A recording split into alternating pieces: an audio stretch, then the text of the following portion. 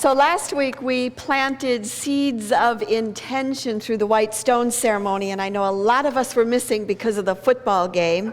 Nice ending, huh? So I'm encouraging you to go on YouTube and to go through the process of the white stone ceremony, because I think it's important that we stop for a moment and then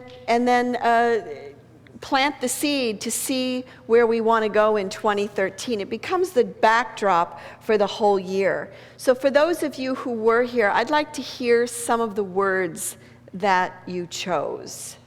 Shout them out as you feel moved. Trust. Kindness. Expansion. Compassion. Perseverance. Expression. So what I'd like you to do is just to hold that word with you, and if you haven't, again, found the word, just take some time to sit with that, to say, okay, so what is it that is wanting to express through me this year as we are being called to this new year? My word for this year is grace, and it's a word that actually woke me up in the middle of the night, because I knew this service was coming up, and I heard grace is your word, and I was like, really, grace? Because that's not a word that I would have picked.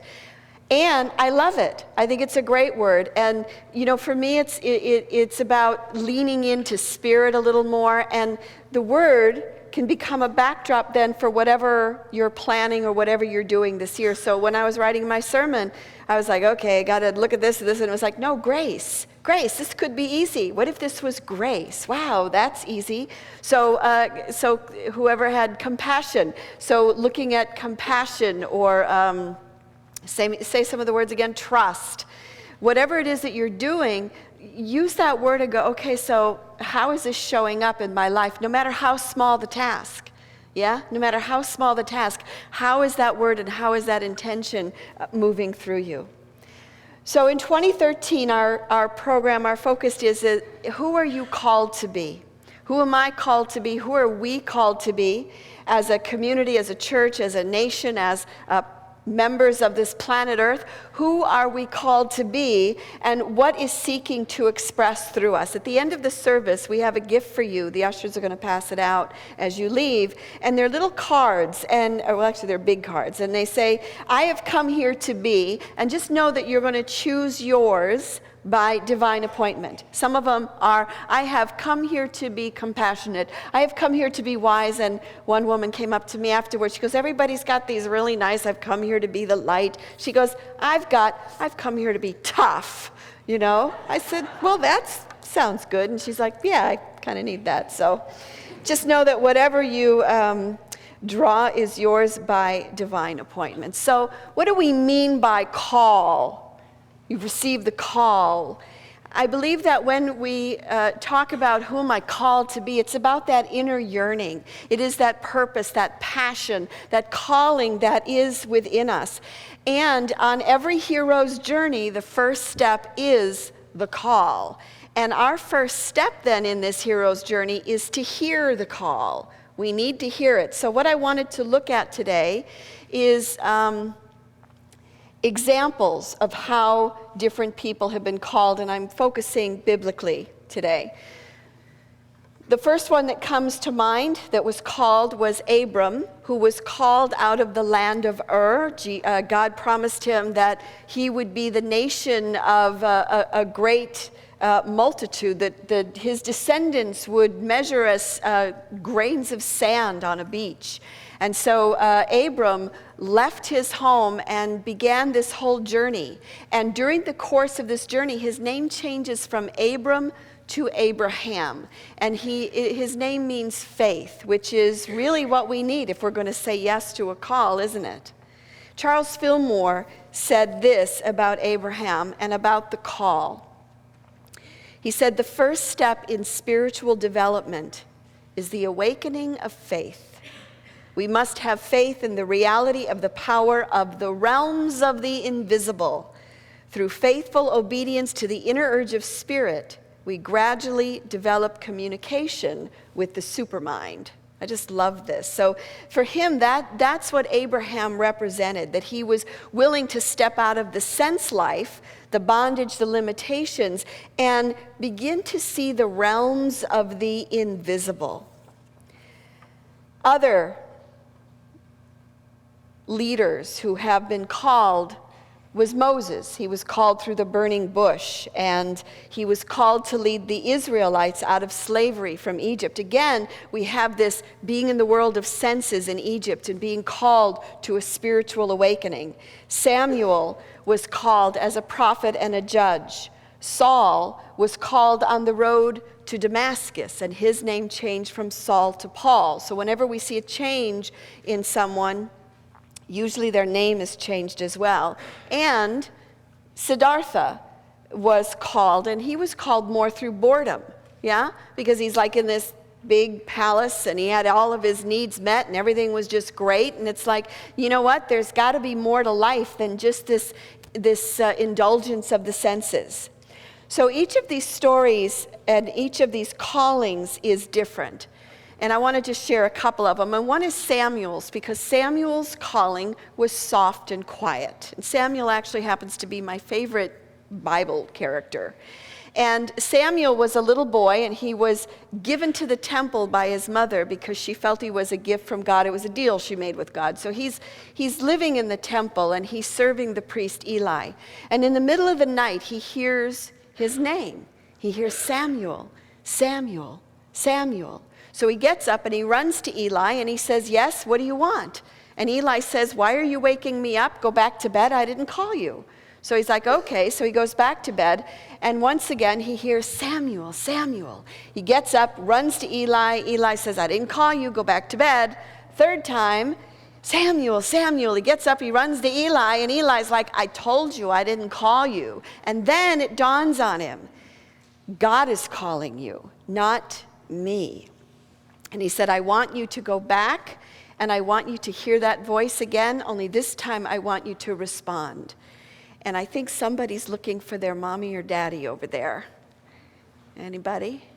Raise your hand if that is your child.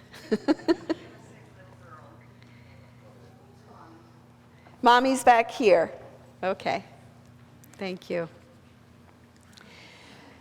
Samuel goes back to his room and he hears Samuel, Samuel. And this time he says, "Speak, Lord, for thy servant hears."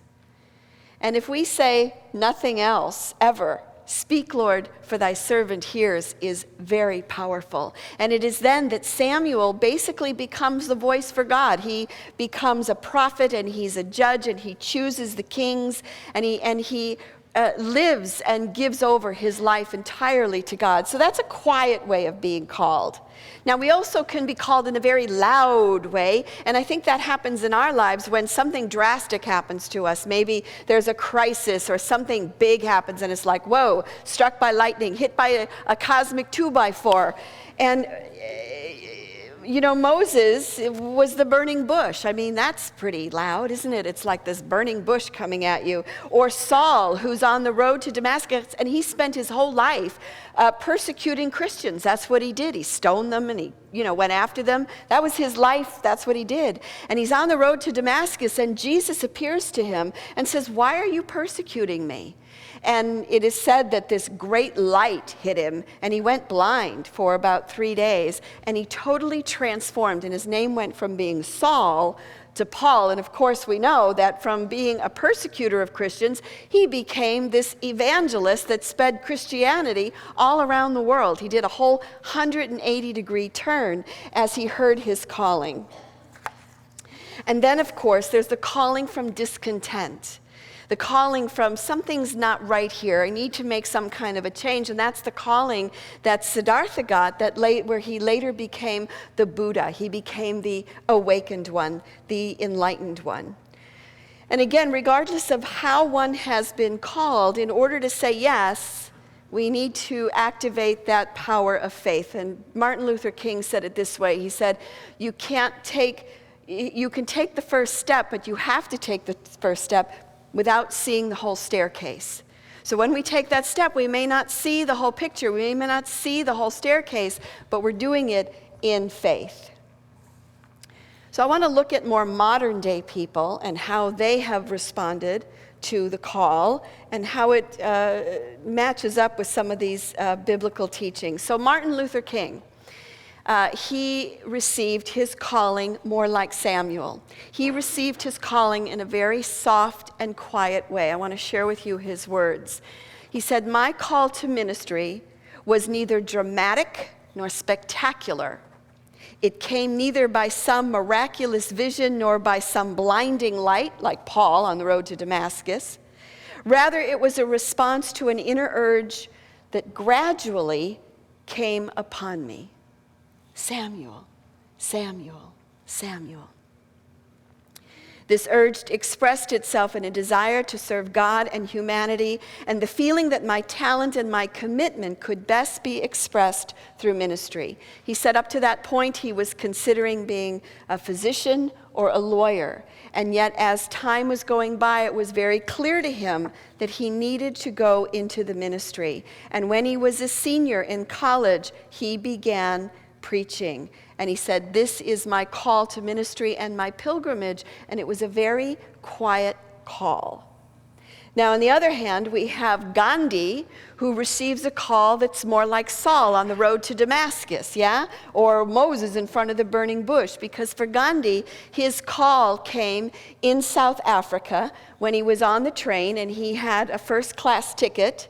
And he was thrown off because he was of brown skin. And even though he had a first-class ticket, they said, "We don't care, you don't belong here." And his call, his awakening, came when he was thrown off that train, and he knew that his calling was to fight discrimination and to change things. And of course, this great calling began to move through him. So we too receive our calls. Maybe not in very spectacular ways, maybe quietly, maybe in mundane ways. When I was in ministerial school, the class ahead of me was graduating, and usually when you graduate after you're ordained, you send out your resume, and we get a little newsletter that tells us all the churches that are open around the country. And this one minister who was newly ordained, he and his wife got a map of the United States, and they were like, "Okay, we can go to the West Coast and the East Coast." And, they picked places they wanted to go, but they didn't want to go to Texas. They said, "We're not going to Texas. That's not even on the map. We're not going to consider that." And then a couple other places. Well, sure enough, they sent out their resumes. They get no response. And a friend of theirs calls them a couple weeks in and says, "There's a really good church in Texas, and I think you guys would love it, and I think you'd do great." And they go, yeah, we kind of looked at the map. No, we're not going to Texas. Okay. So they send out, resumes again, nothing. A couple weeks pass, another friend calls and says, "You know what, there's this amazing church in Texas, and they need a minister, and I keep seeing you there. I think you'd be, no, we're not going to Texas." Okay. So again, sending out the resume, and you know where this is going now, right? Phone rings again, the third time. A month later, they still have no calls. Another friend says, "You know what? There is this amazing church." I believe it was in Austin. "And you're meant to be there. I know it." "No, we're not interested in Texas." And he says, and as he hung up the phone, he went, "Oh, wait a minute. Do you think that God is trying to tell us something? Do you think that God is trying to tell us that we should go to Texas?" Long story short, they applied for the ministry, got it, and it became a thriving, I think they were there for about 5 years, and it was a thriving, beautiful ministry that grew from like 100 to like 500 in a couple of months, and it was this wonderful place of spiritual community that they were called to. Do you see the similarity between that and Samuel? It's like you're called, and you're like, "What? Who? Where?" So this morning when I woke up, I checked my email, and I received a poem from Diane Robertson, and she sent it last night, and she said, "I don't know, I just felt like sending this to you." And for me, it sort of summed up what I was talking about this morning. And I talk, she was at the first service. She said that she argued with herself for an hour before sending me the poem. She said it just came through her last night and she wrote it. And she's like, oh, I should send it to Karen. Nah, I don't think so. Yeah, I should send it. No, I don't think so. Yeah, I think of, nah, I would. Anyway, she did. So here it is. This beautiful poem. In stillness and quiet, in disquiet and pleading for answers for help, it comes. Loud, booming, crashing, a flood of creativity. Ideas, images, feelings, possibilities, a kaleidoscope of realities. Where had they all been hiding? In the ever-present busyness, in the doing, achieving, striving, surviving, hoping, quell the confusion. Listen. It is aching to pour out of you. Your pen, your voice, your wit and way will struggle to keep up. Pause for this moment and listen to the call. Aching for your authenticity, your aliveness, your beingness, your presence. Pretty good, huh?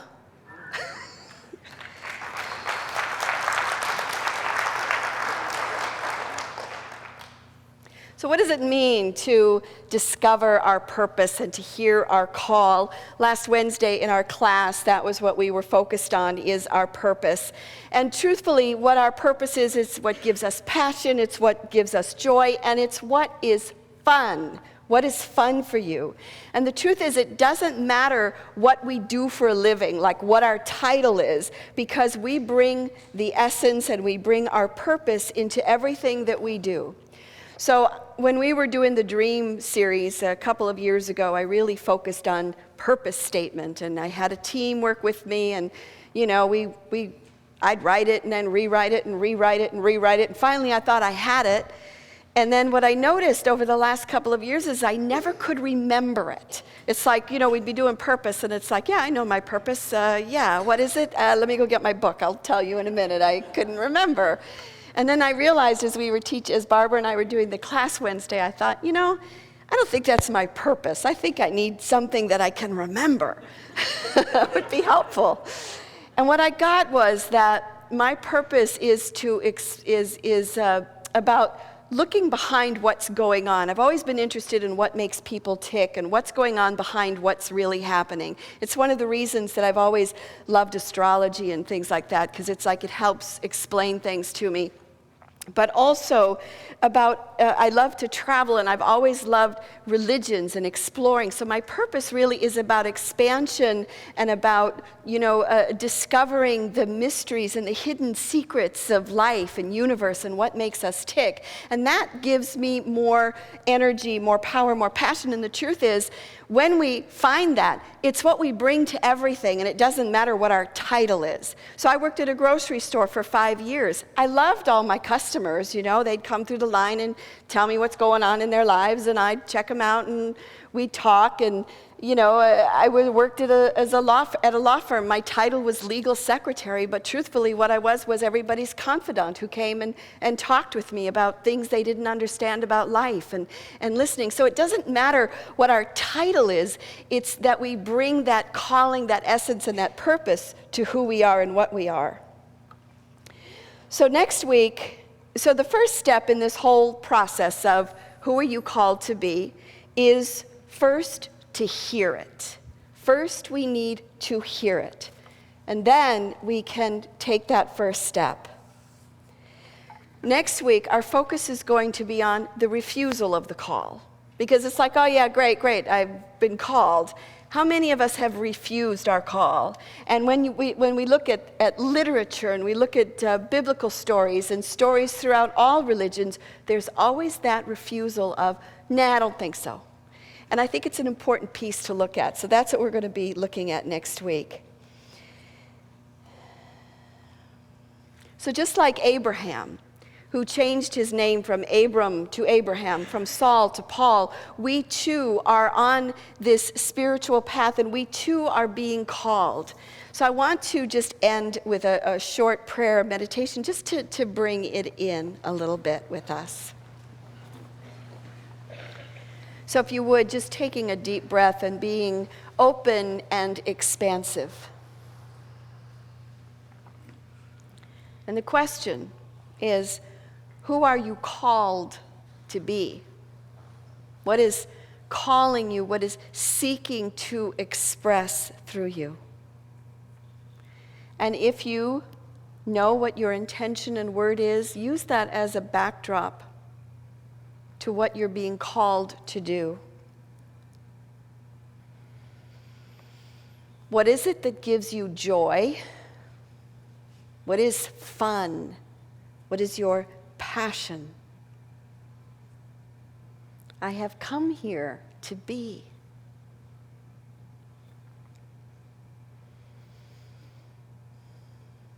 Who are you called to be?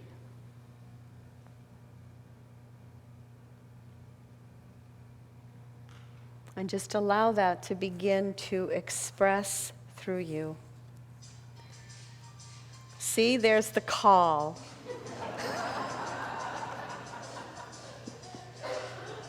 May we all answer it.